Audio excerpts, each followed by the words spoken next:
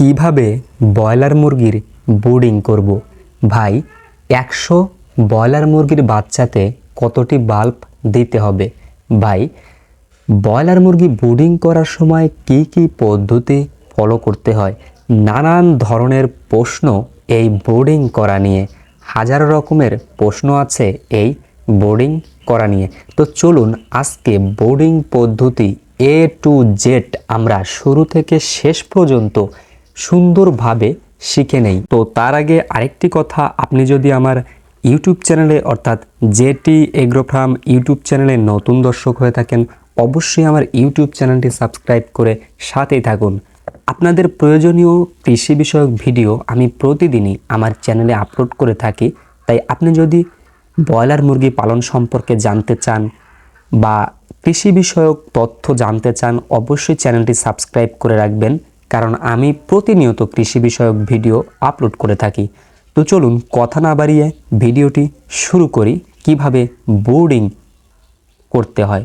তো ভিডিওটি স্কিপ করবেন না, ভিডিওটি স্কিপ করলে কিন্তু আপনারা ব্রুডিং পদ্ধতি আপনারা জানতে পারবেন না। আজকে আমি শুরু থেকে ছোট ছোট বিষয়গুলো আপনাদেরকে বোঝানোর চেষ্টা করব এবং দেখানোর চেষ্টা করব।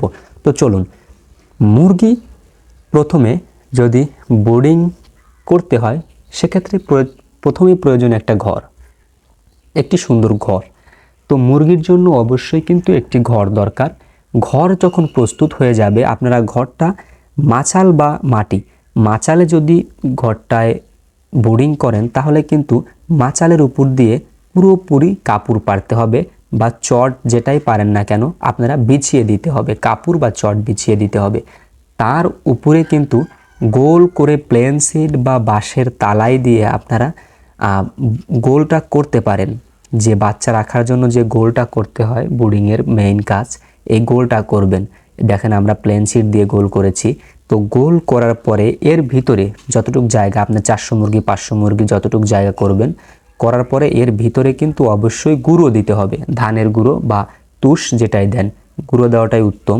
তো গুঁড়ো দেওয়ার পরে আমরা তার উপর দিয়ে কিন্তু অবশ্যই পেপার পাড়তে হবে, কারণ পেপার যদি আমরা না পারি, যেহেতু আমাদের ছোট বাচ্চা কিন্তু গুঁড়োর উপরে ভালো হয় না, সেক্ষেত্রে অবশ্যই আপনারা গুঁড়োর উপরে পেপার পারবেন। এটা 72 ঘন্টা রাখবেন, 3 দিন, 24 ঘন্টা পর পর পেপারটা ফেলে দিবেন, আবার নতুন করে পেপার পারবেন। আর এই পেপারের উপর দিয়ে প্রথম দিন কিছু গুঁড়ো খাদ্য ছিটিয়ে দিবেন। আপনারা নিচের দিক লক্ষ্য করলে বুঝতে পারবেন যে আমরা কিছু খাদ্য এই পেপারের উপর দিয়ে ছিটিয়ে দিয়েছি, যেন আমরা বাচ্চা এই পেপার থেকে খুঁটে খেতে পারে। ঠিক আছে। তো দ্বিতীয় পদ্ধতি কিন্তু আমাদের এখানে কিন্তু পেপারটা পারতে হবে। ঠিক আছে।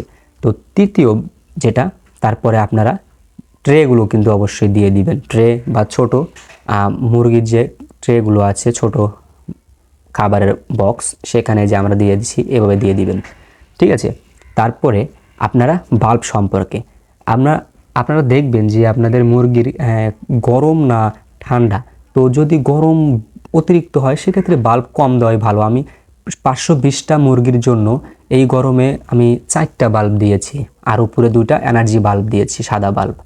তো এই 4টা বাল্ব যদি আমার ব্রুডিং তাপ পরিপূর্ণ হয়, মানে বাচ্চা ছড়িয়ে ছিটিয়ে থাকে, তাহলে কিন্তু আমি আর বাল্ব দিব না, আমি এই বাল্বই রাখবো। আর যদি দেখি যে না, বাচ্চা আমার লাইটের দিকে আসতেছে, ঘুচিয়ে আসতেছে, সেক্ষেত্রে কিন্তু আমি অবশ্যই বাল্ব বাড়িয়ে দেব। ঠিক আছে। তো আপনার বাচ্চার উপরে নির্ভর করবে যে আপনি বাল্ব বেশি দিবেন না কম দিবেন, সেটা আপনার বুঝতে হবে যে আপনার বাচ্চা এখন কি চায়, গরম না ঠান্ডা। ঠিক আছে। তো পরবর্তী স্টেপ হচ্ছে, যখন ব্রুডিং দেওয়া হয়ে যাবে, তারপরে বাচ্চা যখন ছাড়বেন অবশ্যই কিন্তু বাচ্চার স্যালাইনটা দিতে হবে। ঠিক আছে। বাচ্চার স্যালাইন দিয়ে, স্যালাইনের যে পানিটা আছে, পানিটা দিয়ে কিন্তু আপনারা মুরগির বাচ্চাকে ছাড়বেন।